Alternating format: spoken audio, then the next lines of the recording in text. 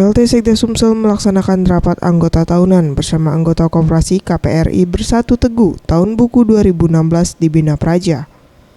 Dalam rapat ini, PT Jamkrida Sumsel melakukan MOU dengan dua koperasi, yaitu Koperasi Bersatu Teguh dan Koperasi Bina Praja. Joko Imam Sentosa selaku PLT Sekda Sumsel menuturkan, melalui kegiatan ini bertujuan agar koperasi dapat mendukung pembangunan di Palembang khususnya, untuk menyokong penyelenggaraan Asian Games 2018 dan MEA. Dukungan tersebut dilakukan koperasi dengan membangun restoran untuk mengenalkan kuliner Sumsel, apotik, laboratorium, minimarket, pasar, dan pusat jajanan oleh-oleh khas Sumsel kepada tamu mancanegara jelang Asian Games 2018. Koperasi diamanahi terutama oleh Bapak Gubernur untuk mengembangkan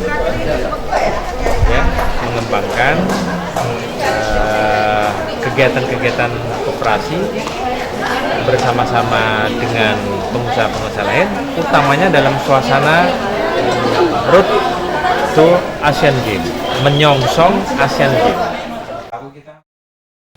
Dalam rapat ini dilakukan perjanjian kerjasama terkait penjaminan pinjaman terhadap anggota Koperasi Bersatu Teguh Provinsi Sumsel.